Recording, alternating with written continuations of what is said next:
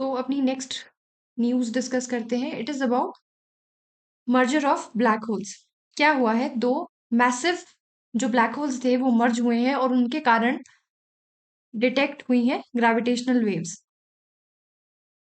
ठीक है, अब ये ब्लैक होल्स तो हम कैप्चर नहीं कर पाते, बट हमें कैसे पता चलता है? Due to the detection of gravitational waves. Now what are gravitational waves, what are black holes, ये हमारे लिए ज्यादा इंपॉर्टेंट है रेदर देन दिस न्यूज में सिर्फ हमारे लिए इतना इंपॉर्टेंट है कि देखो दो बहुत ही मैसिव जो ब्लैक होल्स थे वो उनका कोलिजन हुआ है और इनका मास कितना था? 225 टाइम्स और 140 टाइम्स द मास ऑफ सन।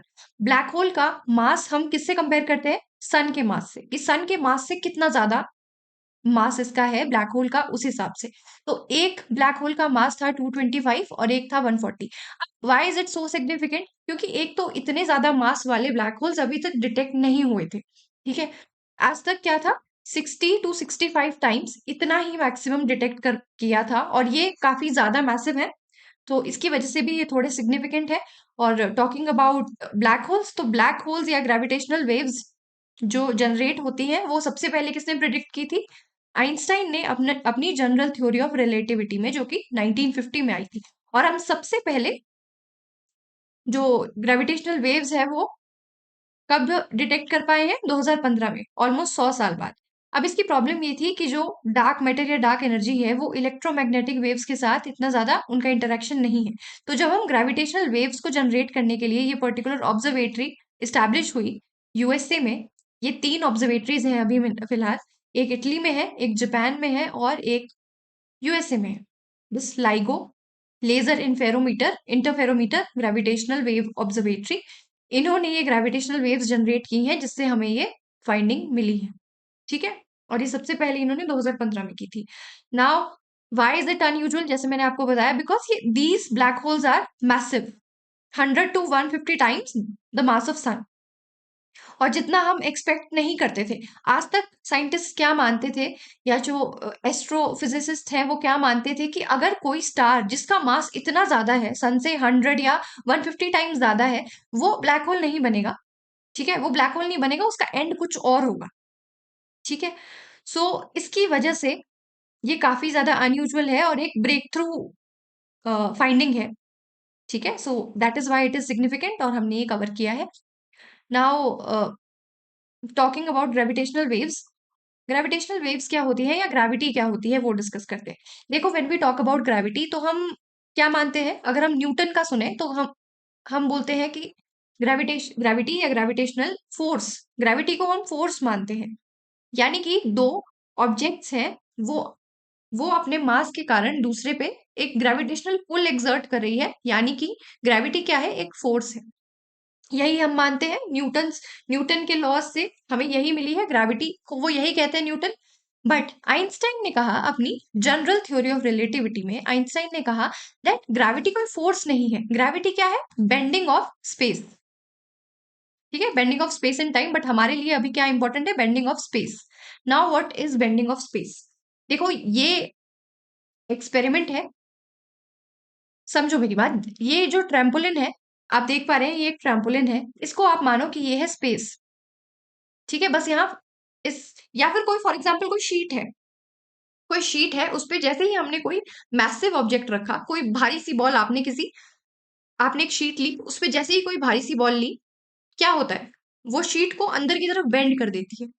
तो यही आइंस्टाइन कहते हैं कि ग्रेविटी कोई फोर्स नहीं है। ग्रेविटी क्या होता है? ये जो मैसिव ऑब्जेक्ट है, क्योंकि ये ग्रेविटी पोजेस करता है, तो ये क्या करेगा? स्पेस को ही बेंड कर देगा।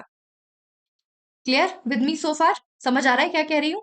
कोई एक शीट हमने ली, शीट को हम मान रहे हैं स्पेस, आइंस्टाइन के हिसाब से शीट इज स्पेस। जैसे ही कोई मैसिव ऑब्जेक्ट उसके अंदर डाला, वो उसने उस शीट को बेंड कर दिया।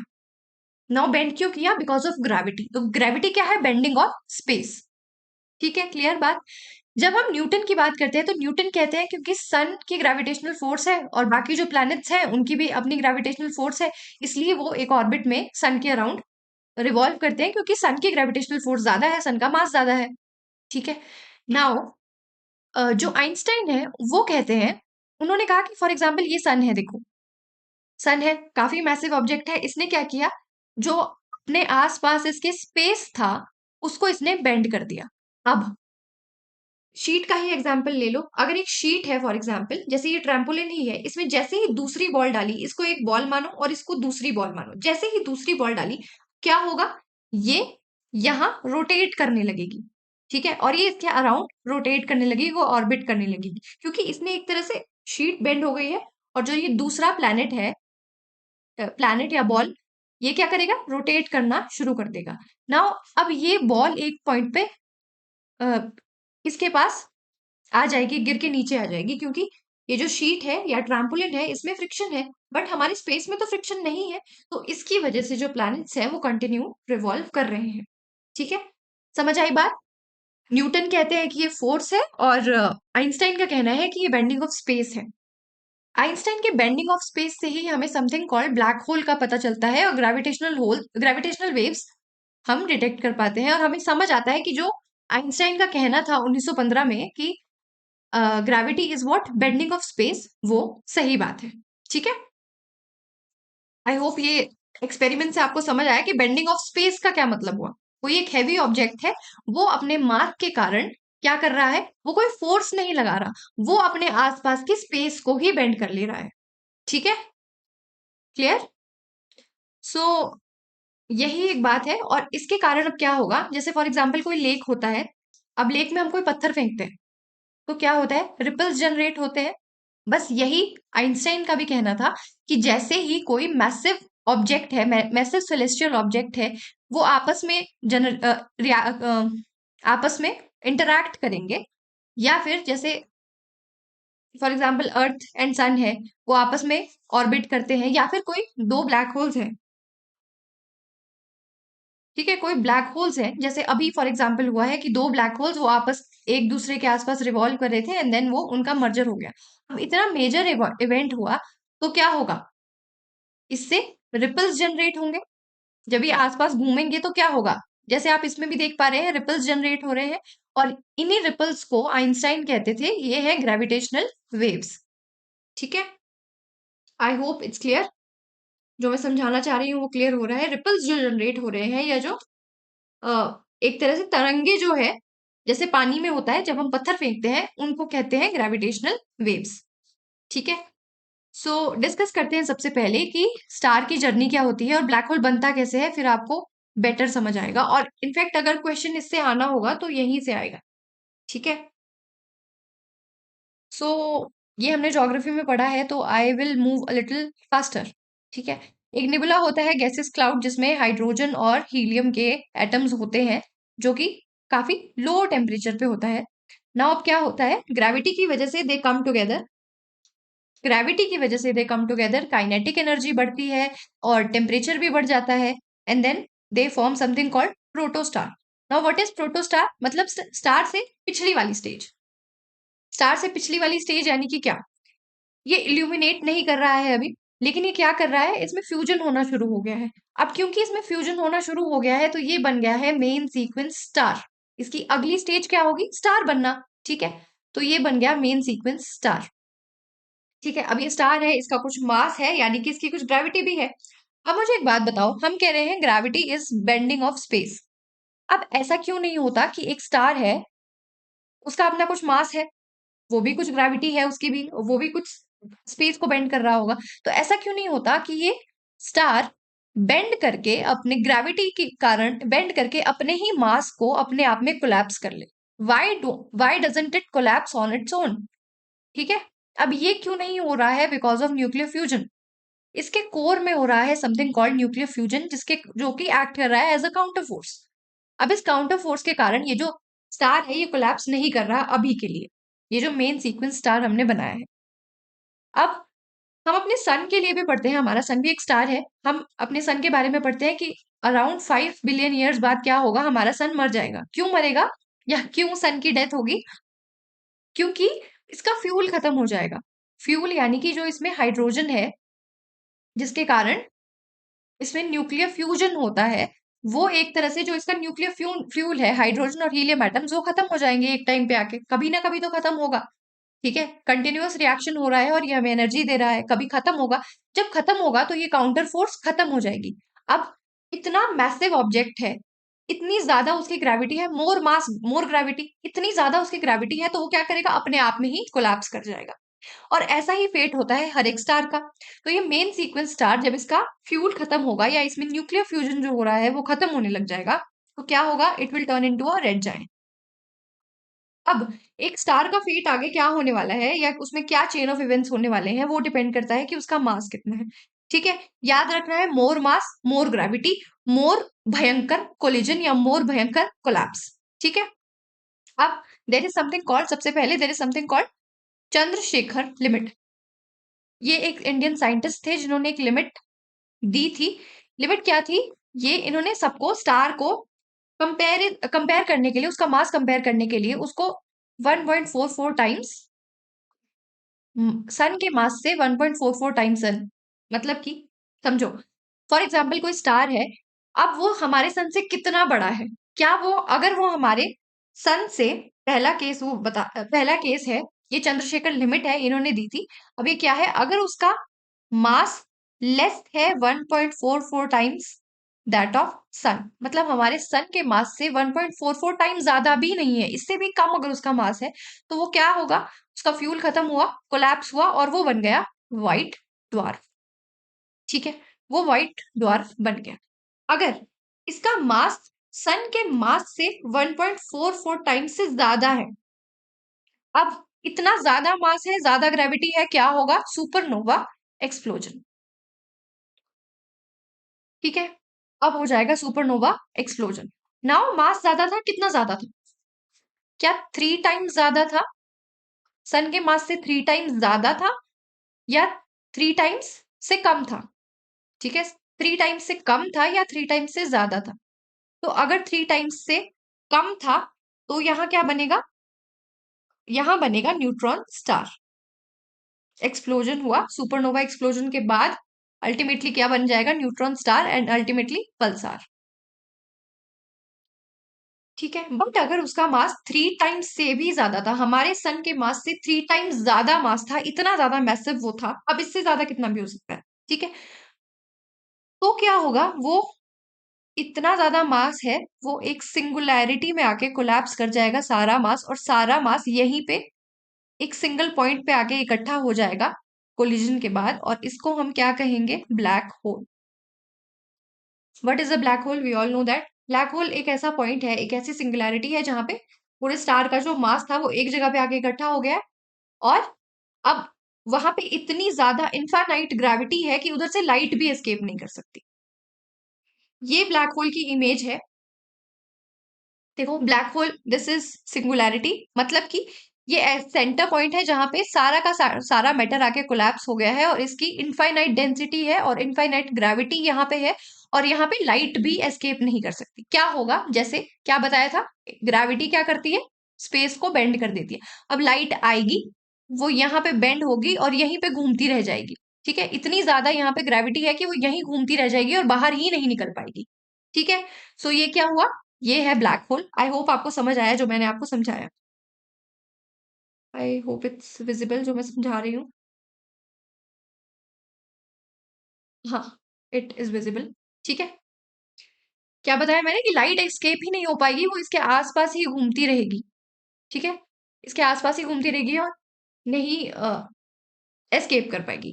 देखो, अब क्या है, अब एक पॉइंट तो ऐसा आएगा जो लाइट एस्केप कर जाएगी, मतलब लाइट दूर से आएगी। जैसे अ, अगर सिंगुलैरिटी है, वो ग्रेविटी, उसका ग्रेविटेशनल पुल अगर स्ट्रांग है, फिर भी एक पॉइंट तो ऐसा होगा जहां पे उसका ग्रेविटेशनल पुल थोड़ा तो वीक पड़ेगा और वहां से लाइट एस्केप हो जाएगी। तो उसका जो लास्ट पॉइंट है जहां से लाइट एस्केप कर जा रही है, उसको क्या कहेंगे, इवेंट होराइजन, जिसकी पिक्चर हम यूजुअली लेते हैं दिस पर्टिकुलर पॉइंट। क्योंकि ब्लैक होल की तो पिक्चर नहीं ले सकते, ब्लैक होल जब कोई लाइट ही एस्केप नहीं कर पा रही है तो उसकी पिक्चर कैसे लेंगे। ठीक है, तो ये इवेंट होराइजन है, द रेडी, और ये क्या है, the radius around a singularity where matter energy cannot escape the black hole's gravity, है ना, इसको क्या कहते हैं, the point of no return.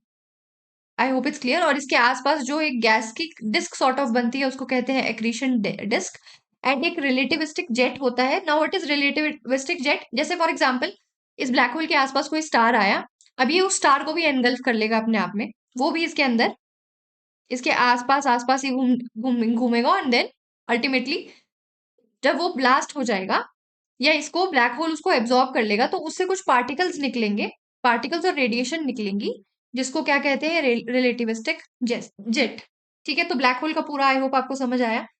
Gravitational waves जो हमने देखी, अच्छा, ग्रेविटेशनल वेव्स के लिए there is a LIGO, laser interferometer gravitational wave observatory, LIGO. अब ये क्या है, अ, एक तरह से स्केल सॉर्ट ऑफ लगाए हैं 4 किलोमीटर अपार्ट। अगर हम यूएसए की बात करें तो सबसे पहले क्या हुआ था, दो टनल सॉर्ट ऑफ बनाई थी। ठीक है, अब इससे क्या है, लेजर लाइट ऊपर जाती है, अप और डाउन का लेजर लाइट का पाथ होता है, और ये दोनों जो लेजर लाइट्स हैं वो आपस में कनेक्टेड है। अब जैसे ही अगर कोई ग्रेविटेशनल वेव है क्या, एक तरह से रिपल्स हो रहे हैं, मतलब कि क्या, स्क्वीजिंग और स्ट्रेचिंग ये हो रही है, स्क्वीजिंग और स्ट्रेचिंग हो रही है। तो ये जो इनकी लेंथ है, ये जो स्केल्स लगाए गए हैं उस ऑब्जर्वेटरी में, इनकी लेंथ में थोड़ा माइन्यूट सा चेंज आएगा, जिससे हमें पता चलेगा कि कोई ऐसा कॉस्मिक इवेंट हुआ है और ग्रेविटेशनल वेव्स जनरेट हुई हैं। आई होप आपको समझ आया ग्रेविटेशनल वेव्स क्या है। स्क्वीजिंग और स्ट्रेचिंग होगी ग्रेविटेशनल वेव्स के कारण, जैसे स्पेस में होती है वैसे ही स्क्वीजिंग या स्ट्रेचिंग होगी, जिसके कारण ये पर्टिकुलर स्केल्स लगाए गए हैं, ये क्या करेंगे, इनमें भी थोड़ा फर्क आएगा, इनके डिस्टेंस में थोड़ा फर्क आएगा। अदरवाइज ये जो लेजर लेजर बीम्स हैं ये आपस में टाइड हैं, ये सेम ही टाइम कवर करती हैं। देखो, एक तरह से टनल है, मैं आपको बताती हूँ यूएसए वाला क्या है। एक तरह से दो टनल्स हैं, उसमें लाइट्स ने जाना है, लाइट्स वहां पे पूरा कंप्लीट वैक्यूम है, कोई एयर नहीं है, कुछ नहीं है। जैसे ही डाउन से अप गई लाइट, सॉरी लेजर लाइट, और उसने वापस आना है। अब ये जो दो लेजर लाइट्स हैं ये आपस में टाइड हैं, दोनों सेम ही टाइम पे आती है, इनका टाइम मतलब मैच है एक दूसरे से। लेकिन जैसे ही कोई ऐसा इवेंट होगा जिससे ग्रेविटेशनल वेव जनरेट हुई, तो इसने क्या किया, स्क्वीजिंग और स्ट्रेचिंग करी, यानी कि ये दोनों अब आपस में सेम नहीं रहेंगी। हमें पता चल गया कि ग्रेविटेशनल वेव्स डिटेक्ट हुई है, यानी कि ऐसा कोई इवेंट हुआ है। ठीक है, अदरवाइज जो डार्क मैटर और डार्क एनर्जी है, वो जो हमारी यूजुअली हम टेलीस्कोप से देखते हैं, इलेक्ट्रोमैग्नेटिक रेडिएशन का जो हमारा स्पेक्ट्रम पूरा होता है, विबग्योर भी कह सकते हैं, या जो पूरा स्पेक्ट्रम है, जैसे X rays, gamma rays, visible lights, ये सारी की सारी, ये सारा डार्क मैटर के साथ इंटरेक्ट नहीं करता, इसीलिए ग्रेविटेशनल वेव्स को जो डिटेक्ट कर पाना हमारे लिए मुश्किल था। But after LIGO it was possible. I hope आपको ये समझ आया होगा कि क्या होता है। और इसी तरह का एक और है ऑब्जर्वेटरी सॉर्ट ऑफ, ये तीन ऑब्जर्वेटरीज हैं, और एक और वेरी इंपॉर्टेंट पॉइंट ये है कि इंडिया में भी एक सेम ऑब्जर्वेटरी ऑपरेशनल होगी, जो अभी अपने टाइम से थोड़ा पीछे चल रही है, मतलब उसका काम पूरा नहीं हुआ है, अभी तक हो जाना चाहिए था। वैसे तो प्रपोज था कि समवेयर अराउंड 2024 में वो ऑपरेशनल हो जाएगी, बट उसका अभी काम भी शुरू नहीं हुआ है, तो 2030 में कह रहे हैं कि शायद वो ऑपरेशनल हो जाए। कहाँ हो रही है ये, एट द रेट महाराष्ट्र।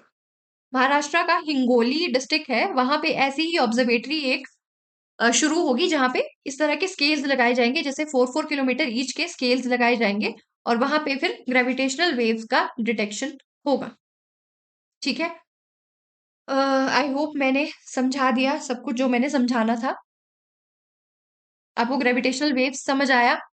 अ, और हाँ, मैंने एक वो स्पेस वाला मैं आपको बता रही थी। अब देखो, अर्थ में क्या प्रॉब्लम है ना, कि अर्थ की अपनी भी ग्रेविटी है, तो ये जो ग्रेविटेशनल वेव्स जनरेट होती हैं ये इतनी ज्यादा एक्यूरेट नहीं होती। बट ऐसे ही सैटेलाइट्स, ऐसा ही एक observatory sort of eLISA space में इस्टेब्लिश की है, जहां पे 3 सैटेलाइट्स लगाई गई हैं ऐसे ट्रायंगुलर। ठीक है, स्पेस में लगाई गई है, और 1 किलोमीटर ईच का उनमें डिस्टेंस है। अब जैसे ही ऐसा कोई इवेंट हुआ स्पेस में, रिपल्स जनरेट होने से क्या हुआ, स्क्वीजिंग एंड स्ट्रेचिंग, इनमें थोड़ा, इसके 1 किलोमीटर के डिस्टेंस में थोड़ा फर्क आ गया इन सैटेलाइट्स के डिस्टेंस में, जिससे पता चला कि ऐसा कोई इवेंट हुआ है। आई थिंक आपको ये ई लाइजा वाले से ज्यादा समझ आया होगा, क्योंकि जैसे स्पेस में रिपल्स जनरेट हुए, स्पेस को एक तरह से शीट समझो, आपको पूरा समझ आएगा कि मैं क्या समझाने की कोशिश कर रही हूँ। स्पेस को समझो कि वो एक शीट की तरह है, और उसमें जैसे ही थोड़ी सिलवटें, रिपल्स यानी कि सिलवट से आप समझ सकते हैं, जैसे ही थोड़ी सी स्क्वीजिंग स्ट्रेचिंग हुई तो यहाँ के डिस्टेंस में भी फर्क आया, और हमें पता चला कि ग्रेविटेशनल वेव्स डिटेक्ट हुई हैं। ये क्या है? Gravitational waves. होपफुली क्लियर हुआ होगा। काफी ज्यादा टाइम लग गया इसी को समझाने में, बिकॉज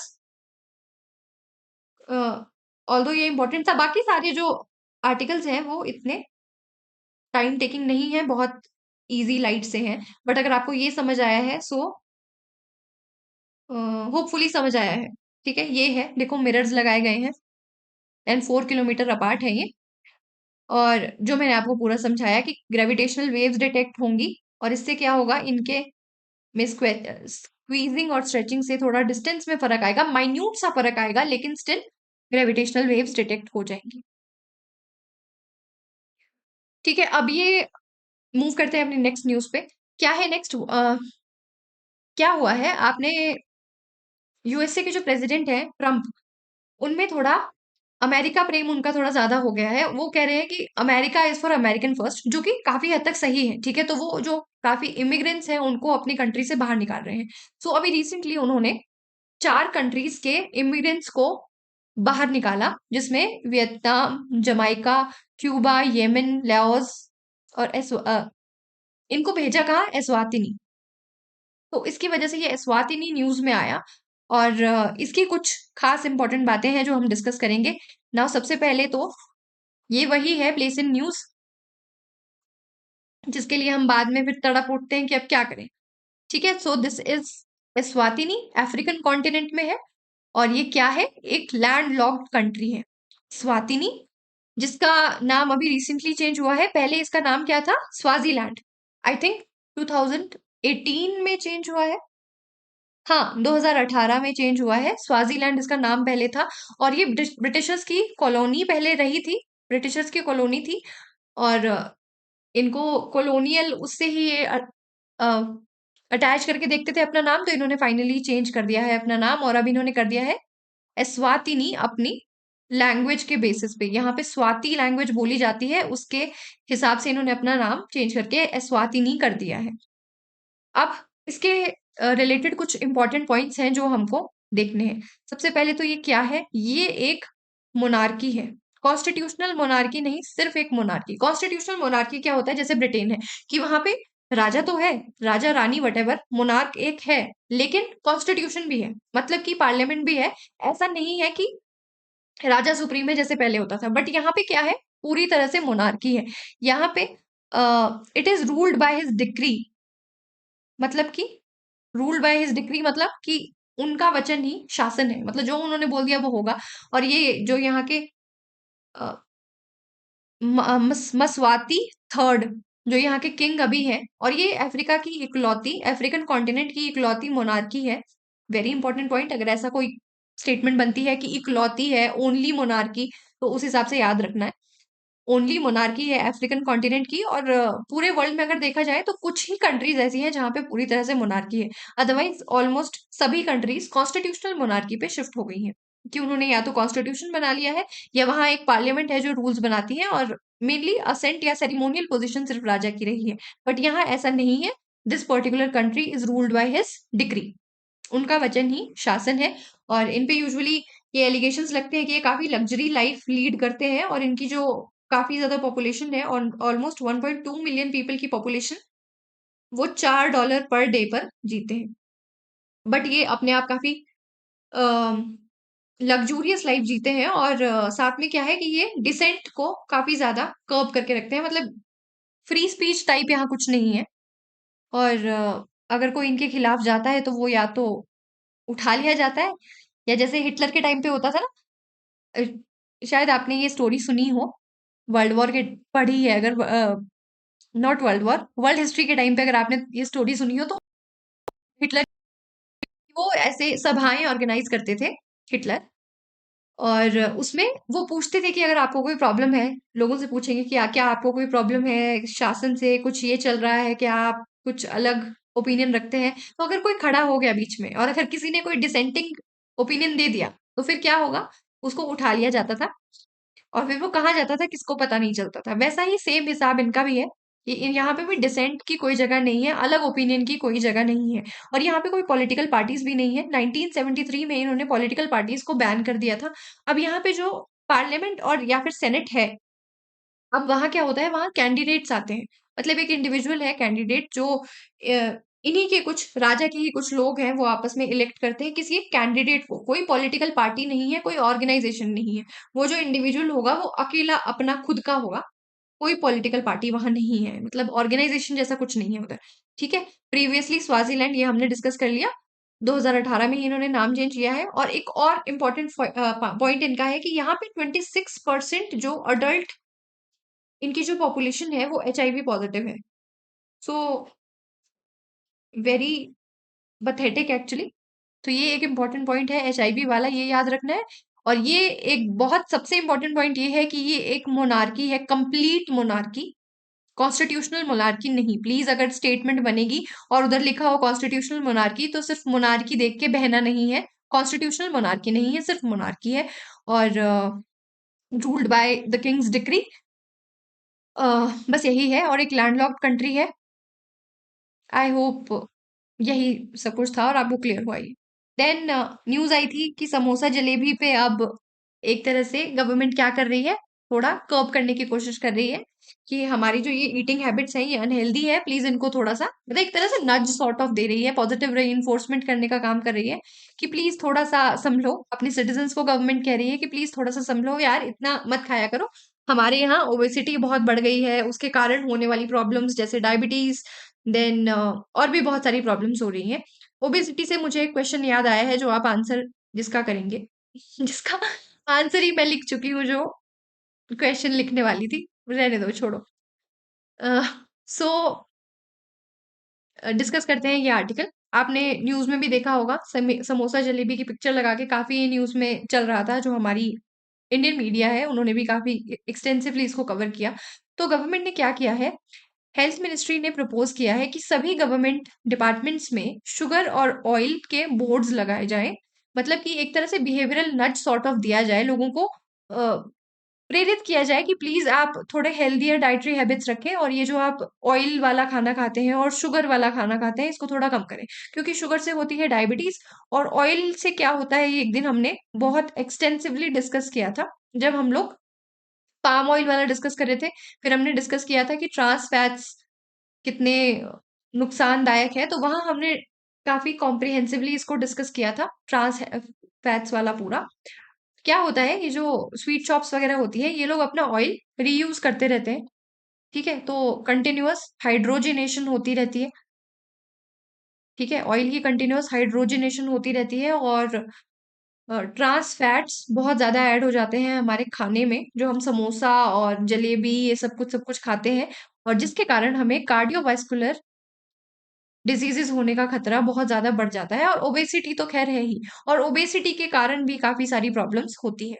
तो यही इस आर्टिकल में लिखा था कि ये तो एक तो हेल्थ मिनिस्ट्री ने ये प्रपोज किया है कि सभी गवर्नमेंट ऐसा एक तरह से बिहेवियरल नट्स के लिए सब जगह पे बोर्ड लगाएं, जो कैंटीन्स वगैरह है वो भी लगाएं, और साथ में जो अभी महाराष्ट्र में शायद, ये पुणे में आई थिंक, पुणे या नागपुर, पुणे में या नागपुर कहीं पे ये पायलट बेसिस पे कर रहे हैं कि सभी शॉप्स वालों को मैंडेटरी किया गया है कि वो बताएं कि इसमें कितना शुगर है, कितना ऑयल है ना, ऐसी ऐसी इंस्ट्रक्शंस वो दें।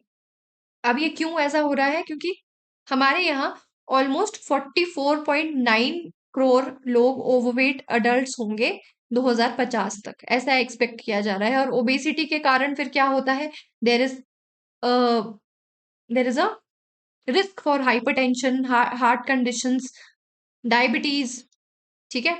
तो ये इन कारणों की वजह से अपने ऑयल और शुगर पे कंट्रोल करने की बात की गई है। When it comes to sugar consumption, क्या होता है, जैसे जो हमारा ICMR है उन्होंने लिमिट एक रेकमेंड की है जिस जो है 25 ग्राम पर डे। बट अगर हम जो ये एडेड शुगर खाते हैं, जैसे टॉफीज, चॉकलेट्स, ये सब कुछ खाते रहते हैं हम लोग, जलेबी, गुलाब जामुन, और जितने भी स्वीट्स एक्चुअली हैं, तो उनमें सिर्फ 25 ग्राम पर डे तो नहीं है, वो तो काफी ज्यादा हो जाता है। तो इसके कारण जो लिमिट है वो ब्रीच हम लोग कर लेते हैं। और साथ ही में ये भी लिखा है कि WHO, वर्ल्ड हेल्थ ऑर्गेनाइजेशन, जो आर्टिफिशियल स्वीटनर्स होते हैं वेट लॉस के लिए उनको भी डिस्करेज करता है, वो भी इतने सेफ नहीं होते, ऐसा डब्ल्यूएचओ का कहना है। अगर स्टेटमेंट बनती है कि डब्ल्यूएचओ कहता है कि ऐसा करो, शुगर्स की जगह आर्टिफिशियल स्वीटनर्स में मूव कर जाओ, वो बहुत अच्छे हैं, तो स्टेटमेंट गलत मार्क करना डिस्करेजेस। आर्टिफिशियल स्वीटनर भी अच्छे नहीं होते, जैसे फॉर एग्जाम्पल एस्पेरटेम एक आर्टिफिशियल स्वीटनर का टाइप है। ठीक है। नाउ फैट इंटेक के बारे में कहा है कि देखो फैट इंटेक जरूरी है, फैट इंटेक होना जरूरी है हमारी डाइट में, बट फैट इंटेक भी हेल्दी सोर्सेज से आना चाहिए, यानी कि अनसैचुरेटेड फैट्स होना चाहिए, मोनो अनसैचुरेटेड या पॉली अनसैचुरेटेड, यानी कि क्या, कार्बन के डबल बॉन्ड। याद आ रहा है, ये पूरा हमने आर्टिकल में डिस्कस किया है। कार्बन पूरा मैंने आपको चेन बना के दिखाया था कि अनसैचुरेटेड क्या होते हैं, देन सैचुरेटेड क्या होते हैं, जहां पे कार्बन के डबल बॉन्ड होते हैं वो क्या है, इसको कहते हैं अनसैचुरेटेड, और ये हेल्दी होते हैं। अब क्या किया जाता है इनको स्टेबल बनाने के लिए, अब ये क्या है, ये थोड़ा अनस्टेबल, हेल्दी तो होते हैं लेकिन इनको थोड़ा अनस्टेबल माना जाता है। क्यों माना जाता है? क्योंकि ये डबल बॉन्ड होने के कारण ये ऑक्सीजन के साथ रिएक्ट कर जाता है और फूड में रेंसिडिटी कॉज करता है, जिसके कारण शेल्फ लाइफ इतनी ज्यादा नहीं होती। अब जो इंडस्ट्रियलिस्ट है उनको तो शेल्फ लाइफ ज्यादा चाहिए, तो वो क्या करते हैं, इसके डबल बॉन्ड को तोड़ के इसको हाइड्रोजन के साथ रिएक्ट करवा देते हैं। कार्बन के 4 बॉन्ड होते हैं, हमने देखा था ये, तो इसको क्या कहते हैं, हाइड्रोजिनेशन। अब इससे क्या होता है कि ये जो रूम टेम्परेचर पे थोड़ा सेमी सॉलिड या सॉलिड स्टेट में आ जाता है और इसकी शेल्फ लाइफ बढ़ जाती है, बट ये हमारी हेल्थ के लिए बहुत प्रॉब्लमेटिक होता है, क्योंकि it give rise to the formation of low density lipoproteins, जो कि कॉज करते हैं कार्डियोवेस्कुलर डिजीज, कोरोनरी आर्टरी में कोलेस्ट्रॉल डिपॉजिट करने का काम करते हैं। और जो अनसैचुरेटेड फैट्स होते हैं वो क्या करते हैं, high density lipoprotein. High density lipoprotein मतलब कि गुड कोलेस्ट्रॉल। गुड कोलेस्ट्रॉल क्या करता है, बाकी बॉडी में भी जो कोलेस्ट्रॉल इकट्ठा हुआ है उसको एक जगह से अक्यूमुलेट करके लिवर के पास भेजता है, और लिवर को कहता है कि प्लीज इस पे एक्ट करो और इसको बॉडी से बाहर भेज दो। Good cholesterol, bad cholesterol, hydrogenation, saturated fats, unsaturated fat, हमने पूरा कुछ दिन पहले ही डिस्कस किया था जब हमने पाम ऑयल वाला डिस्कस किया था। ठीक है। सो नेक्स्ट है ultra processed food. Food processing की वजह से भी ओबेसिटी में बहुत ज्यादा राइस होता है, क्योंकि हम क्या कर रहे हैं, प्रोसेस्ड फूड खाने खाने लगे हैं, जिसमें बहुत ज्यादा शुगर होती है, सॉल्ट होता है, अनहेल्दी फैट्स होता है। और due to our food habits हम लोग यूजुअली अब क्या खाना, पैकेज्ड फूड बहुत ज्यादा खाते हैं, chips, Kurkure, different different types के स्नैक्स, तो वो सभी प्रोसेस्ड फूड है, और उनमें शुगर, सॉल्ट और अनहेल्दी फैट्स बहुत ज्यादा होता है, विच अल्टीमेटली कॉज ओबेसिटी, और ओबेसिटी से फिर फर्दर बहुत सारे और प्रॉब्लम्स होते हैं। ठीक है। अब गवर्नमेंट ने इसके लिए क्या इनिशिएटिव्स लिए हैं, या इस इनिशिएटिव को अलाइन कर रहे हैं अपने पोषण माह और स्कूल करिकुलर रिफॉर्म में भी, जहाँ पे थोड़ा अवेयरनेस क्रिएट करने की बात हो रही है, और हेल्दी चॉइसेस को प्रमोट करना चाह रही है गवर्नमेंट, कि हमारी जो सिटीजन है वो थोड़े हेल्दी हो। कल क्या हुआ है, आकाश प्राइम आकाश प्राइम को टेस्ट फायर किया गया है लद्दाख से, और अग्नि और पृथ्वी मिसाइल को ओडिशा की कोस्ट, चांदीपुर की जो इंटीग्रेटेड कोस्ट है हमारी चांदीपुर वाली, वहां से अग्नि और पृथ्वी को टेस्ट किया गया है। सक्सेसफुल टेस्ट ये रहा।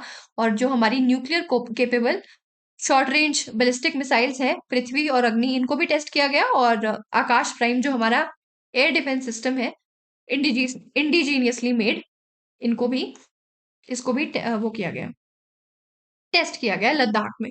और ये क्या है, ये एक तरह से एडवांस वर्जन है अग्नि, आकाश का, जो आकाश डिफेंस सिस्टम पहले होता था उसी का एक थोड़ा अच्छा वर्जन है, एडवांस वर्जन है। ठीक है, अब अपग्रेडेड वर्जन कह सकते हैं, जो कि हाई एल्टीट्यूड्स पे वर्क कर सकता है। और ये इंस्टॉल कहाँ गया किया गया है, एलएसी में, चाइना की इंडिया चाइना बॉर्डर के पास, जो अभी टेंशंस फिलहाल चल रही हैं उसके बाद। ठीक है, सो देख लेते हैं। न्यूक्लियर केपेबल मिसाइल्स को इंडिया ने टेस्ट किया।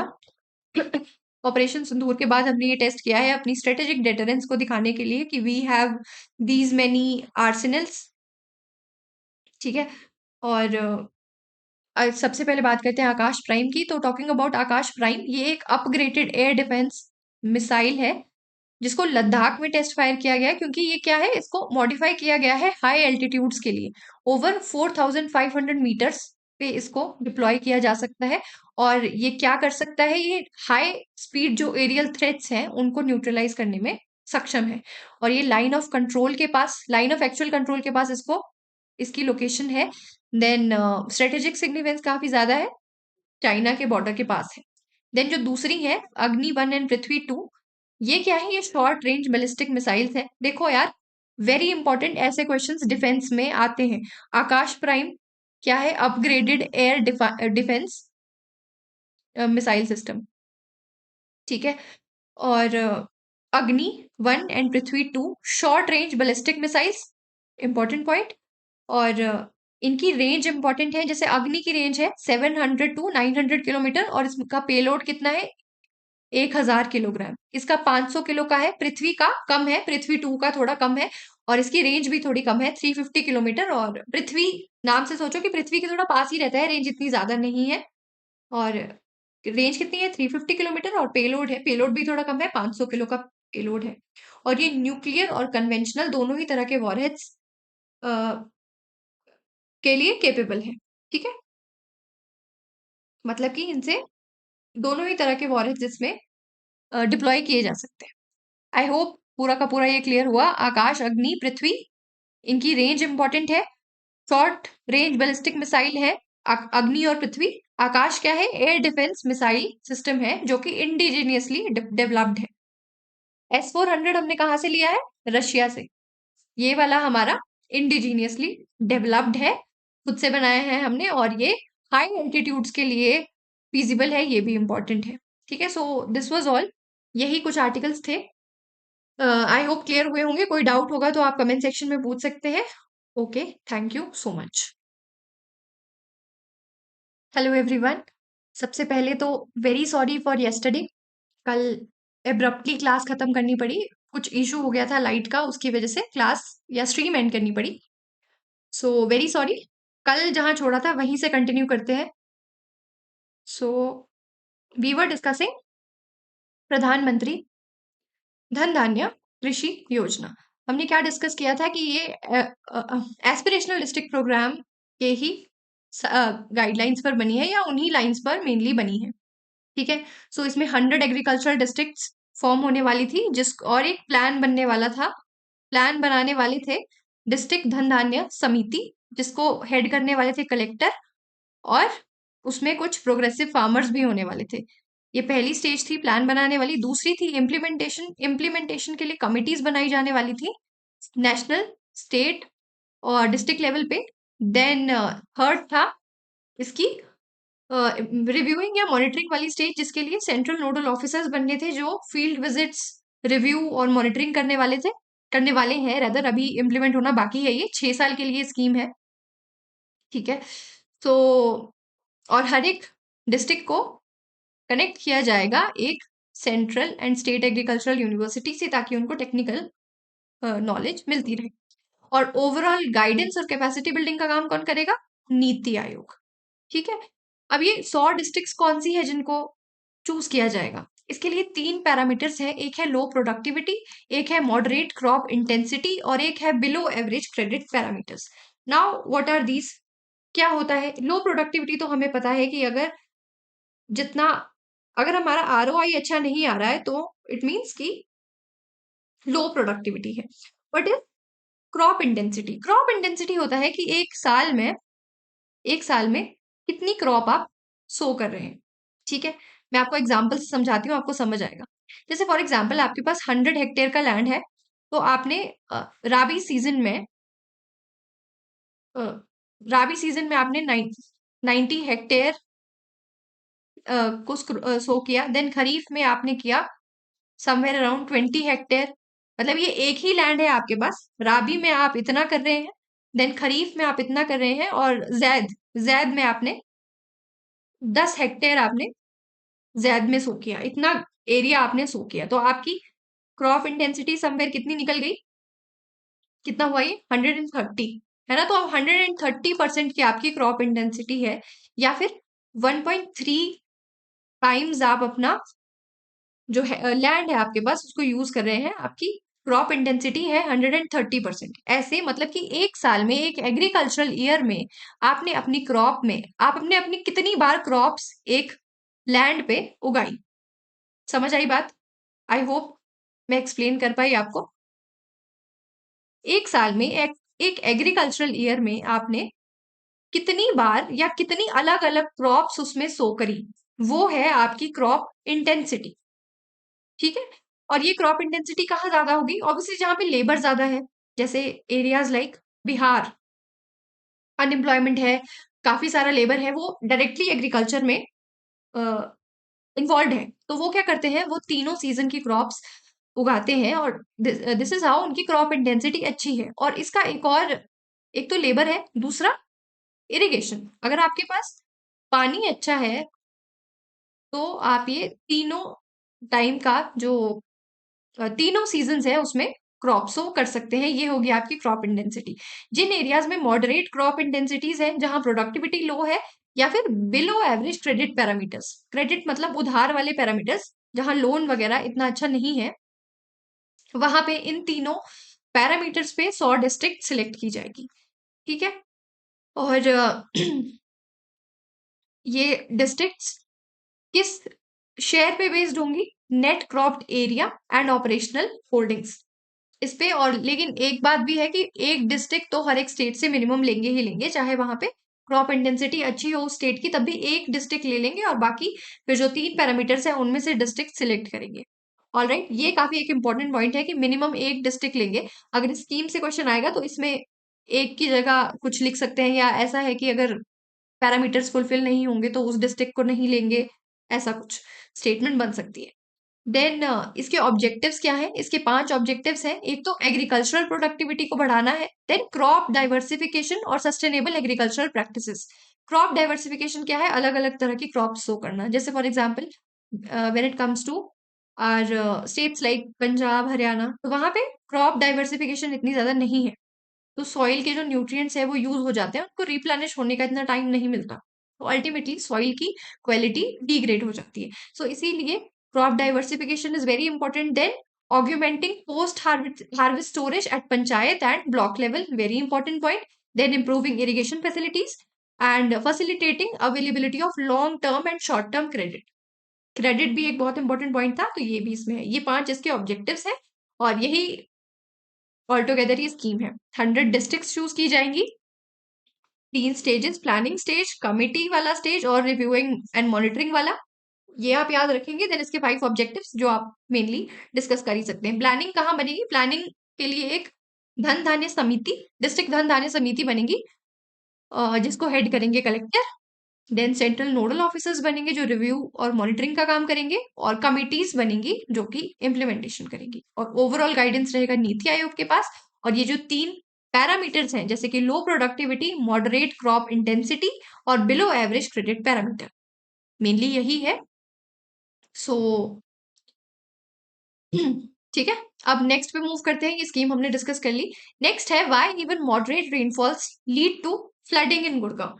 नाउ ये जो केस स्टडी यहाँ पे दी है, ये गुड़गांव की दी है, लेकिन हम इसको लेंगे नॉर्मली, मतलब अर्बन प्लानिंग के हिसाब से, अर्बन एरियाज के हिसाब से हम ये आर्टिकल पढ़ेंगे, और उसी हिसाब से पढ़ेंगे। ठीक है।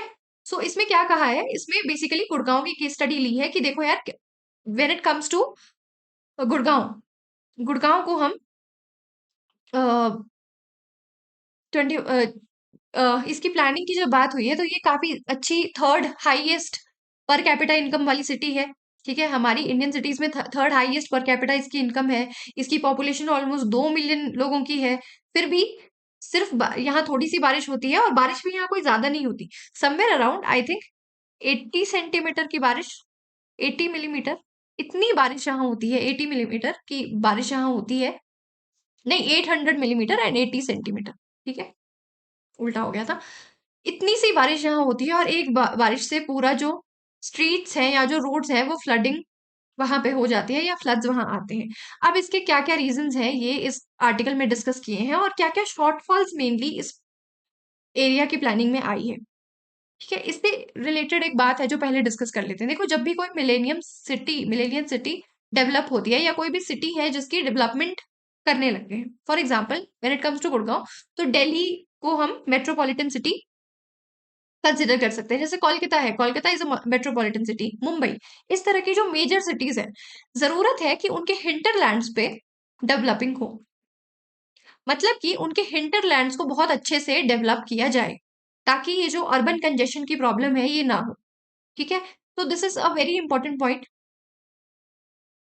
अर्बन प्लानिंग की जब बात आती है तो जो भी हमारी मेट्रोपॉलिटन सिटीज हैं उनके आसपास के हिंटरलैंड्स को प्लान किया जाए, उनको हैबिटेशन के लिए अ, अच्छे से डेवलप किया जाए, प्लान तरीके से डेवलप किया जाए ताकि अर्बन कंजेशन ना हो और इन सिटीज पे भी इतना ज्यादा लोड ना पड़े, उसके लिए ये हिंटरलैंड्स बहुत इंपॉर्टेंट है। ठीक है, सो ये एक इंपॉर्टेंट पॉइंट है, दिमाग में रखना, कभी आंसर राइटिंग में आप यूज कर सकते हैं, वैसे ही दिमाग में आया। ठीक है, अभी डिस्कस कर रहे थे हम गुड़गांव के बारे में। गुड़गांव का क्या है, एक तो इन्होंने कहा है, पहला इन्होंने प्रॉब्लम बताई है इसकी टोपोग्राफी। अब इसकी टोपोग्राफी का क्या है कि यहाँ है अरावली रिज। ठीक है, अब अरावली रिज के अगर इसकी टोपोग्राफी की बात करें तो ये एक तरह से साउथ गुड़गांव है और ये है नॉर्थ गुड़गांव या गुरुग्राम, जैसा भी आप कहना चाहें। ठीक है, गुरुग्राम हम कहेंगे, ये है नॉर्थ गुरुग्राम। तो अब क्योंकि इसकी टोपोग्राफी ऐसी है तो जैसे ही बारिश होगी उससे सारा का सारा पानी कहाँ अक्यूमुलेट हो जाएगा, नॉर्थ वाले एरिया में, जो सिटी का नॉर्थ वाले एरिया है वहां अक्यूमुलेट हो जाएगा। तो इसके लिए ये टोपोग्राफी को लार्जली इग्नोर किया गया है। प्रॉब्लम क्या हुई है, जैसे ये साउथ नॉर्थ का इसका स्लोप है, साउथ टू नॉर्थ का इसका स्लोप है, इस स्लोप को दिमाग में नहीं रखा गया और जो रोड्स बनाए गए हैं वो ईस्ट वेस्ट एक्सिस पे बनाए गए हैं, इसकी वजह से यहाँ प्रॉब्लम्स होती हैं। ठीक है, एक है कि इसकी टोपोग्राफी को दिमाग में नहीं रखा गया और जो यहाँ पे जो नेचुरल ड्रेनेज चैनल्स थे उनको, वो अब नहीं है, या अब विद डेवलपमेंट वो इतना ज्यादा अब वो अब खत्म हो चुके हैं, उसकी वजह से प्रॉब्लम होते हैं। जो नेचुरल ड्रेनेज पैटर्न्स थे उनका क्या था, वो ईस्ट टू वेस्ट थे। ठीक है, और फिर वेस्ट से वो नॉर्थ की तरफ नेचुरली चले जाते थे। ऑल राइट, तो इससे क्या है, ड्रेनेज मेंटेन रहता था, बट अभी ईस्ट वेस्ट एक्सिस पे रोड बना दिए हैं और ये जो नेचुरल ड्रेनेज पैटर्न्स थे वो खत्म कर दिए हैं, उसकी वजह से लार्जली इसकी जो टोपोग्राफी है उसको इग्नोर किया गया है। देखो, इसको सिर्फ गुरुग्राम के हिसाब से मत लो कि गुरुग्राम, वैसे तो क्वेश्चन ये भी बन सकता है कि अर्बन सिटीज में यूजुअली अर्बन फ्लडिंग का बहुत ज्यादा प्रॉब्लम है। आप केस स्टडी ले सकते हैं गुड़गांव की, गुड़गांव एक एग्जाम्पल है, और क्या क्या प्रॉब्लम्स हैं जो अर्बन एरियाज में है। ठीक है, अर्बन प्लान या फिर अर्बन प्लानिंग से एसोसिएट करके भी ये क्वेश्चन आ सकता है। तो आपने एक तो अगर अर्बन प्लानिंग में क्वेश्चन आता है तो सबसे पहला पॉइंट आप लिख सकते हैं कि आपको जो सिटी आप बनाने जा रहे हैं या जो अर्बन एरिया डेवलप होने वाला है उसकी टोपोग्राफी का ध्यान रखिए, उसके ड्रेनेज के लिए उसकी टोपोग्राफी बहुत इंपॉर्टेंट है। ठीक है, एक पॉइंट ये हो गया। दूसरा दूसरा है पीसमील प्लानिंग।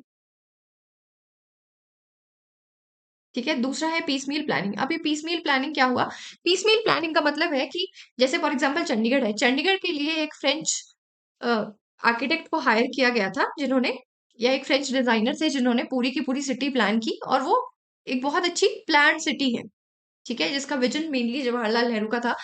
और when it comes to Gurgaon, ये पीस बाय पीस डेवलप हुआ है। जैसे पहले फॉर एग्जांपल एक जगह डेवलप करी, देन उसके आसपास की एरियाज को रेंट किया या बेचा गया, इस हिसाब से प्लानिंग करेक्टली नहीं हुई है।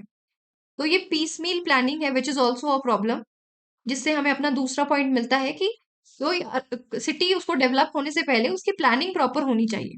ठीक है, इसकी प्लानिंग किसने की है, या इसकी जो मेनली डेवलपमेंट का काम किसने किया है, हरियाणा अर्बन डेवलपमेंट अथॉरिटी, जिसको 1977 में इसकी प्रोसेस को थोड़ा स्ट्रीमलाइन करने के लिए बनाया गया था।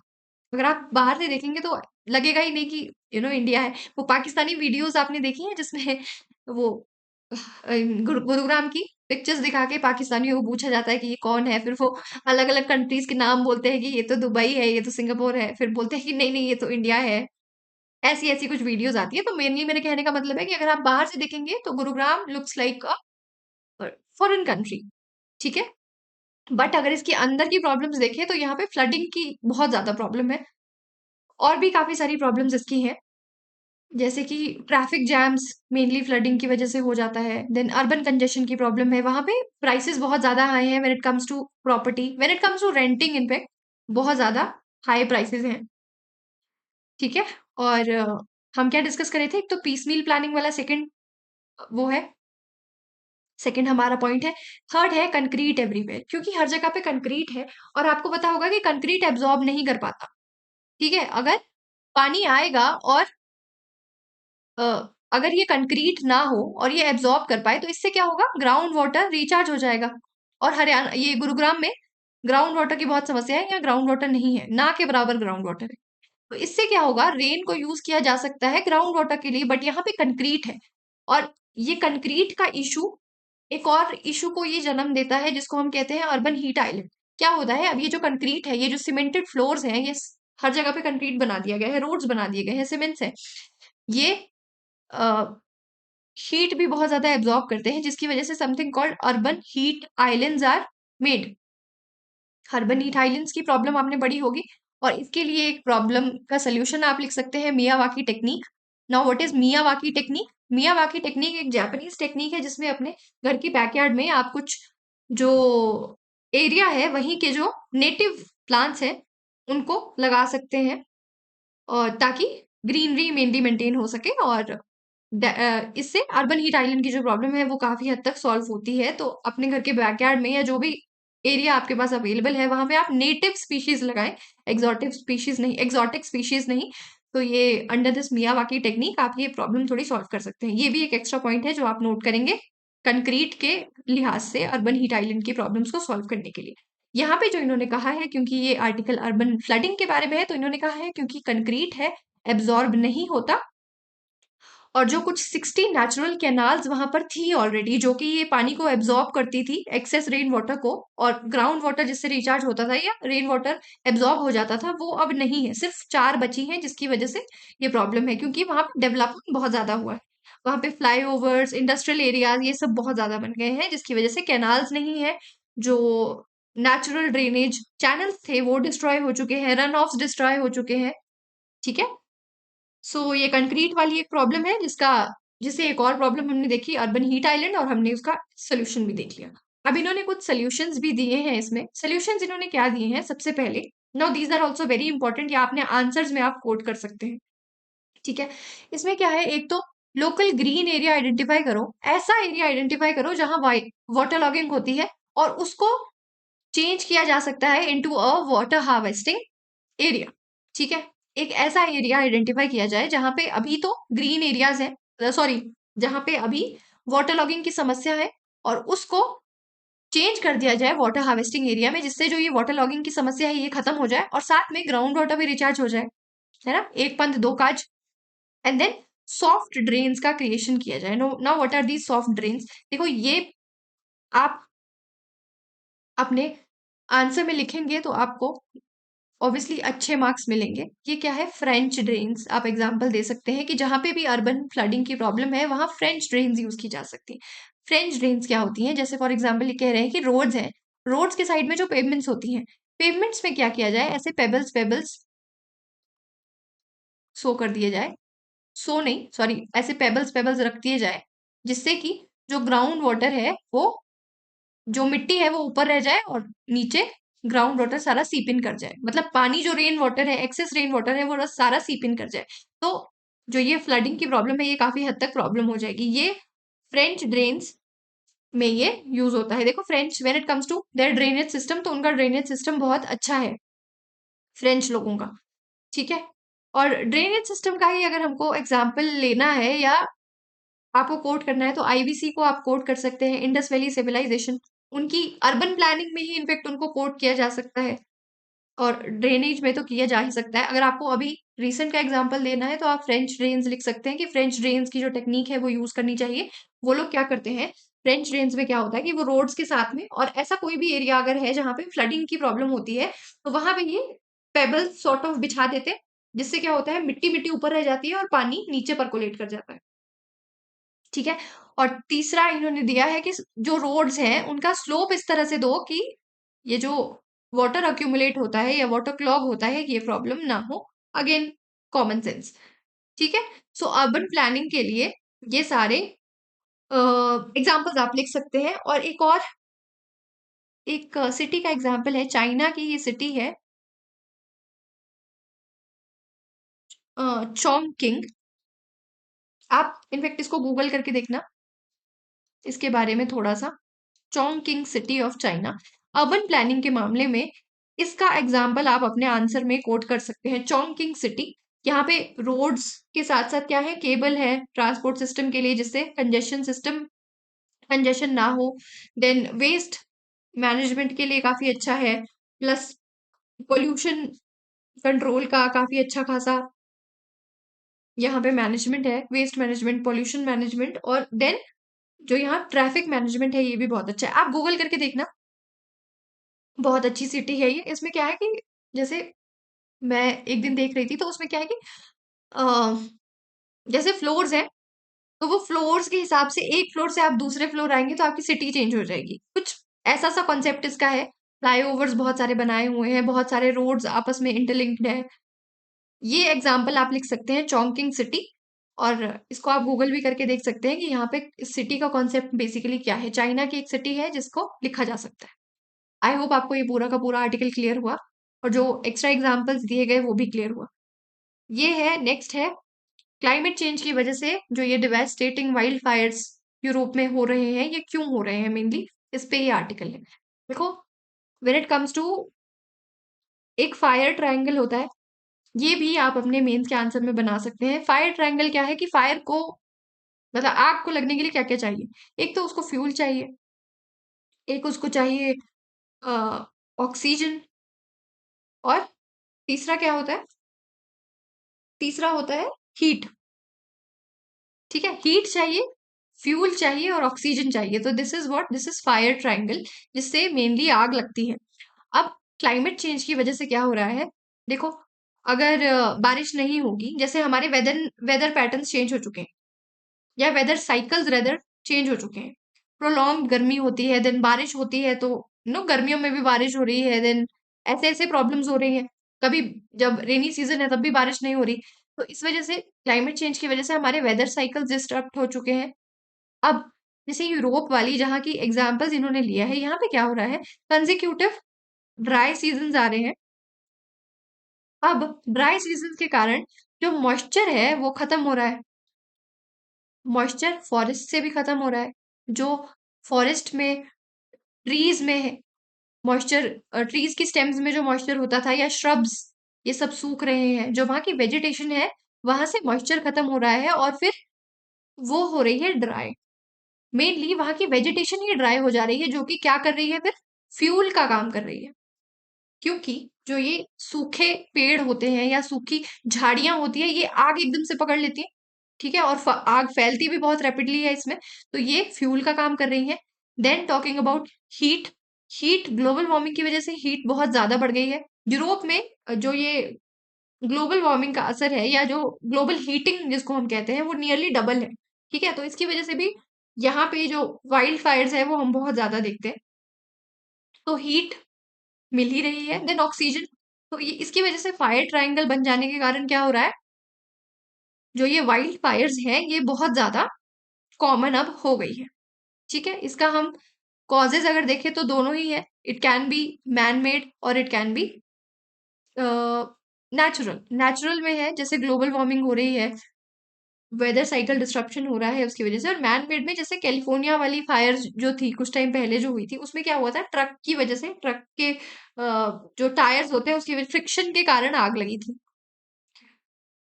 ठीक है, कॉजेस हमने देख लिए, फायर ट्रायंगल हमने देख लिया, और कुछ ग्लोबल एग्जाम्पल में आप यूरोप का एग्जाम्पल दे सकते हैं, जिसके बारे में आर्टिकल है। देखो, ये आर्टिकल में खास कुछ भी नहीं है, बस यही बताया है कि क्लाइमेट चेंज की वजह से क्या हो रहा है। वो मैंने आपको समझा दिया कि मॉइस्चर क्योंकि खत्म हो जा रहा है, जिसकी वजह से प्रोलॉन्ग ड्राई सीजन की वजह से मॉइस्चर खत्म हो रहा है, और ये फायर ट्रायंगल की जो कंडीशन है वो फुलफिल हो जा रही है। ये फायर ट्रायंगल प्लीज नोट कर लेना अपने मेंस एनरिचमेंट में।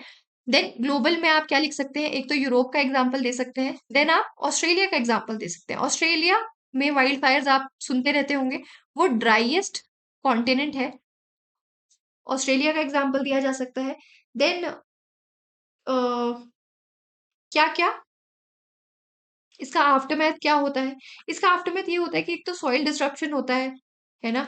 देन वेजिटेशन पूरी खत्म हो जाती है, फिर से वो साइकिल पूरा शुरू होता है। देन उसके बाद वेजिटेशन, बायोडायवर्सिटी को प्रॉब्लम होती है, और जो लोगों को प्रॉब्लम होती है, लाइवलीहुड, लाइफ और प्रॉपर्टी का नुकसान होता है वो तो है ही। जैसे अभी यूरोप में है तो बहुत सारे लोग ऐसे हैं जिनको ऑल टुगेदर माइग्रेट करना पड़ा है या रिहैबिलिटेट करना पड़ा है बिकॉज ऑफ वाइल्ड फायर्स। ठीक है।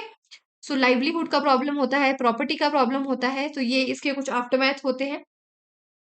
देन टॉकिंग अबाउट इंडिया, तो इंडिया में आप उत्तराखंड का एग्जाम्पल ले सकते हैं। अभी 1-2 साल पहले उत्तराखंड में कितना प्रॉब्लम हुआ था। देन आप हिमाचल प्रदेश का एग्जाम्पल ले सकते हैं, उत्तराखंड का एग्जाम्पल कोट कर सकते हैं, और एमपी का भी एग्जाम्पल कोट कर सकते हैं जहां पे ये फॉरेस्ट फायर यूजुअली होती है। Now why is it difficult to control? देखो, सबसे पहले तो जो फायर फाइटिंग है, फायर फाइटिंग के लिए मैन पावर चाहिए, फायर फाइटर्स, मैन पावर चाहिए। इंडिया में उसकी थोड़ी शॉर्टेज है। ठीक है। When it comes to other countries, foreign countries जैसे ऑस्ट्रेलिया वगैरह है, तो वहां फायर फाइटिंग का ये काफी अच्छा सा एक प्रोफेशन वहां माना जाता है। यहाँ पे मैन पावर की मेनली इतनी शॉर्टेज नहीं है, बट इंडिया में थोड़ा फायर फाइटर्स कम है और शॉर्टेज है थोड़ी मैन पावर की। दूसरा, एक तो ये कारण है, और दूसरे जो ये जंगल है जहाँ पे फॉरेस्ट है, वहां पे इतने हैवी व्हीकल्स लेके भी नहीं जाए जा सकते। हैवी व्हीकल्स में पानी लेके जाना पड़ेगा आपको, या एक्सटिंग्विशर्स लेके जाने पड़ेंगे। तो उसके लिए हैवी व्हीकल्स ले जाना भी बहुत मुश्किल है, तो ये कुछ प्रॉब्लम्स आती हैं। दूसरी, विंड, विंड की डायरेक्शन के साथ ये आग बहुत तेजी से फैलती है, और उसी के कारण मेनली फॉरेस्ट फायर कंट्रोल करने में प्रॉब्लम आती है। अब इसके लिए स्टेप्स इंडिया ने क्या क्या लिए हैं? एक तो हमने फॉरेस्ट सर्वे ऑफ इंडिया ने एक फॉरेस्ट फायर अलर्ट सिस्टम बनाया है, फॉरेस्ट फायर अलर्ट सिस्टम। ठीक है। एक तो फॉरेस्ट फायर अलर्ट सिस्टम बनाया है, और जो कि सैटेलाइट इंफॉर्मेशन को गैदर करता है नासा और इसरो की, और जिससे फॉरेस्ट फायर को जल्दी से बता दिया जाता है कि फॉरेस्ट फायर कहीं हुई है, तो जल्दी से उसको कंट्रोल किया जा सकता है। फॉरेस्ट सर्वे ऑफ इंडिया ने बनाया है ये। और दूसरा एक स्टेप है वो है मॉडिस। नाउ ये क्या है? ये real time monitoring sort of करता है जो जंगल्स हैं या जो हॉटस्पॉट है इधर, जहां पे आग लगने की या वाइल्ड फायर्स की पॉसिबिलिटी ज्यादा है, ऐसे हॉटस्पॉट्स को की रियल टाइम मॉनिटरिंग ये करता है। और फिर जो अथॉरिटीज हैं उनको जल्दी से एसएमएस अलर्ट्स, ईमेल, ये सब भेज दिए जाते हैं। ठीक है। और इसमें लोकल्स की भी इन्वॉल्वमेंट होनी चाहिए, मतलब लोकल पार्टिसिपेशन भी जरूरी है। अगर ऐसी वाइल्ड फायर्स लगती हैं कि वो जल्दी से इन्फॉर्म तो एटलीस्ट अथॉरिटीज को कर सके, और जो ये मैन मेड कॉजेज की वजह से लगता है ये ना हो। एक एग्जाम्पल आप इसमें उड़ीसा का लिख सकते हैं। क्या मैं जो लिख रही हूँ विजिबल है? हाँ है। ठीक है। इसमें आप उड़ीसा का एग्जाम्पल लिख सकते हैं कि उड़ीसा में जो सिमलीपाल फॉरेस्ट है, वहां पे लोग ये जो ड्राई लीव्स होते हैं उनको जला देते हैं टू एक्सट्रैक्ट महुआ।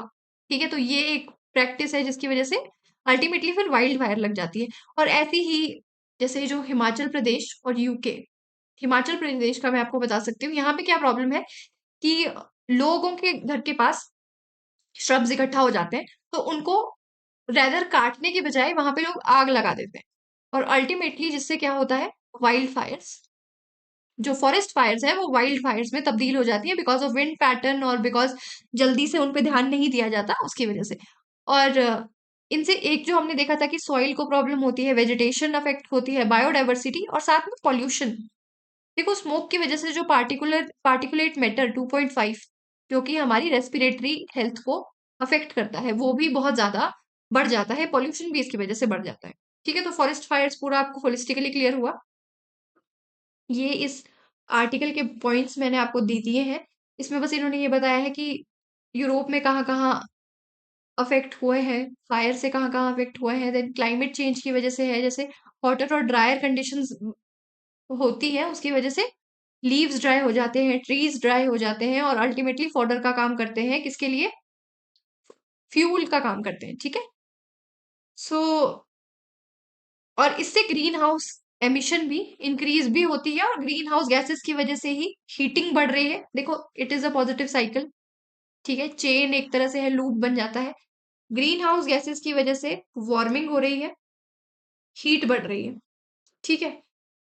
हीट बढ़ रही है, फायर्स ब्रेकआउट हो रही हैं, वाइल्ड फायर्स लग रही हैं, और अगेन इसकी वजह से ग्रीन हाउस गैसेस रिलीज हो रही हैं। और एक भी बात है कि जो ये फॉरेस्ट होते हैं या जो ट्रीज हैं, ये एक तरह से सिंक का काम करते हैं, कार्बन सिंक का काम करते हैं, तो हमारे जो नेचुरल सिंक्स हैं वो भी डिस्ट्रॉय हो रहे हैं। ठीक है, और जब ये वुड्स जलती हैं तो इनसे भी बहुत ज्यादा CO2 एमिशन या ग्रीन हाउस एमिशंस होता है। ऑल राइट, बस यही इस आर्टिकल में था। Then next is about China. China सामने आया है और लगातार सेकेंड क्वार्टर में इसने 5.2% की ग्रोथ की है। जो जनवरी टू मार्च का क्वार्टर था उसमें 5.4 की ग्रोथ थी और इसमें 5.2 की ग्रोथ है। अब हम क्यों डिस्कस कर रहे हैं चाइना का GDP ग्रोथ डाटा? क्योंकि जो आप देख रहे हैं अभी ग्लोबल अनसर्टेनिटी, ऐसे टाइम पे भी चाइना का पॉजिटिव ग्रोथ होना और रेदर अच्छे से ग्रो करना वाज हाईली अनलाइकली, बट ऐसा उन्होंने किया है। उन्होंने कैसे किया है वो पूरा हम डिस्कस करते हैं। क्या हुआ है मेनली, चाइना की GDP 5.2 से ग्रो की है क्वार्टर टू में भी, और क्वार्टर वन में 5.4 थी। जब से ट्रम्प आए थे, ट्रम्प ने टैरिफ लगा दिए थे चाइना पे, आते ही उन्होंने टैरिफ लगा दिए थे, और अभी भी वो क्या कह रहे हैं कि इंडिया और चाइना पे मैं टैरिफ लगाऊंगा क्योंकि ये लोग रशिया की बहुत हेल्प करते हैं, है ना। अभी भी वो 500% का टैरिफ लगाने की बात कर रहे हैं इंडिया चाइना पे, बट चाइना पे टैरिफ्स ऑलरेडी लगे हुए थे।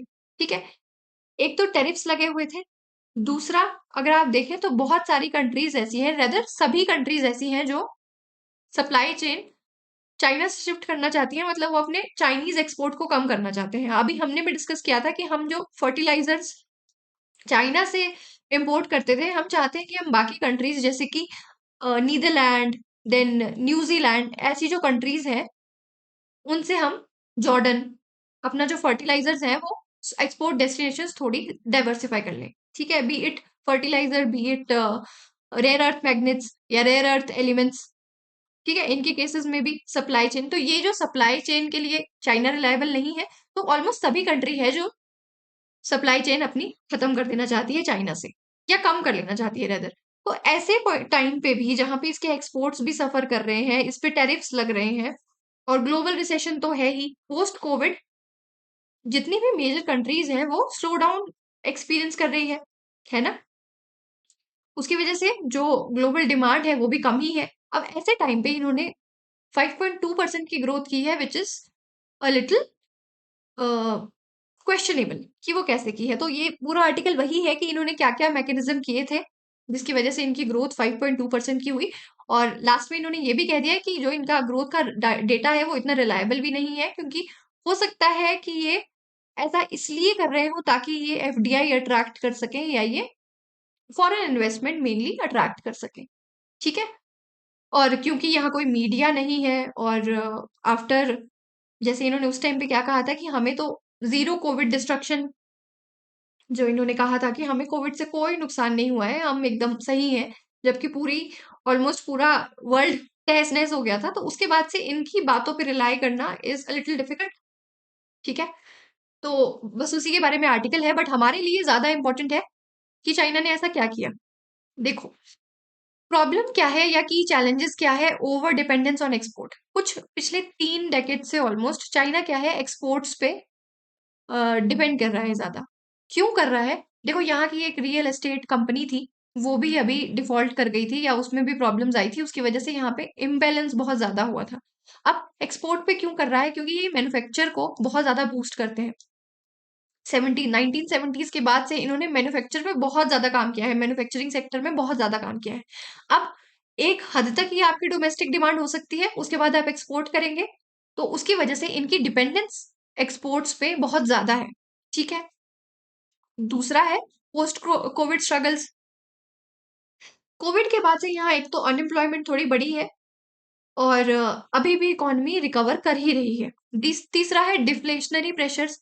जो यहाँ का CPI है, कंज्यूमर प्राइस, वो भी गिरा है। मतलब क्या इंडिकेट कर रहा है वो, कि डोमेस्टिक डिमांड वीक है। ठीक है, अब एक्सटर्नल प्रेशर्स भी उन पे बहुत ज्यादा है। एक तो सप्लाई चेन से में उनको सब हटा देना चाहते हैं, अपनी सप्लाई चेन सभी डाइवर्सिफाई करना चाहते हैं। US ने उन पे टैरिफ्स लगाए हैं, प्लस उनकी China+1 पॉलिसी बिडेन के टाइम से चली आ रही है। Now what is this China+1 policy? ये मेनली सप्लाई चेन की ही पॉसिबिलिटी है कि अगर आप कुछ सप्लाई करते हैं सप्लाई चेन आपकी चाइना पे निर्भर करती है, तो एक चाइना से और एक +1 किसी और कंट्री से भी अपनी सप्लाई चेन को पूरी तरह से चाइना पे निर्भर मत करो। अगर कोई एक इंडस्ट्री है जो चाइना में इन्वेस्ट हो रही है, +1 किसी एक और कंट्री में भी इन्वेस्ट करो, ठीक है, वो इंडस्ट्री सेटअप करो, ताकि, क्योंकि चाइना देखो रिलायबल नहीं है when it comes to anything, be it supply chain, be it industries. तो उस वजह से चाइना पे कोई भी ट्रेड का फोकस ना रहे, इसीलिए एक +1 मतलब कि एक और ऑल्टरनेटिव हमेशा मौजूद हो, ऐसा बिडेन ने कहा है, और ट्रंप की भी मेनली यही पॉलिसी वो फॉलो कर रहे हैं। ठीक है। Then export demand weakening due to global slowdown, ये भी हमने देख लिया। अब इसकी वजह से भी चाइना ने काफी अच्छा ग्रो किया है, और इसका कारण है कि वो मैन्युफैक्चरिंग उन्होंने कम नहीं की, वो अपने जो उनका डोमेस्टिक सेक्टर है उसको काफी अच्छा सपोर्ट दे रहे हैं। और वो क्या कर रहे हैं बेसिकली, अपनी मैन्युफैक्चरिंग कम नहीं कर रहे हैं, और डोमेस्टिक सेक्टर में या अपने ही कंट्री में डिमांड्स क्रिएट कर रहे हैं, जिसकी वजह से उनकी ग्रोथ पे इतना अफेक्ट नहीं आया है या नुकसान नहीं हुआ है। ठीक है। बट ऐसा भी हो सकता है कि there can be a divergence between their official and alternative GDP estimates, मतलब जो जीडीपी एस्टिमेट्स बाकी जो इंस्टीट्यूट्स थे वो कर रहे थे, और जो उन्होंने ऑफिशियल डाटा दिया है उसमें डाइवर्जेंस भी हो सकती है। देन उन्होंने कोपिंग मैकेनिज्म क्या किया है, उन्होंने अपना डोमेस्टिक मैन्युफैक्चरिंग कम नहीं की, और इन्वेस्टमेंट लार्जली वहां स्टेबल रही है उसके कारण। देन उन्होंने क्या किया, यूएस ने उन पे टैरिफ लगाए, तो उन्होंने नॉन यूएस मार्केट्स एक्सप्लोर की, जैसे कि अफ्रीका, जैसे कि एशियन कंट्रीज, जैसे कि यूरोपियन यूनियन। इन कंट्रीज जहां पे वो इतने ज्यादा ट्रेड बैरियर्स एक्सपीरियंस नहीं कर रहे हैं, वहां उन्होंने अपने ट्रेड्स को यूजुअली चैनल, मतलब अपने अम, जो उनका एक्सपोर्ट्स है उनको चैनलाइज किया। देन उन्होंने अंदर ही अंदर डिमांड स्टिमुलेट करने का काम किया, और अपनी स्ट्रक्चरल वीकनेस को हैंडल किया।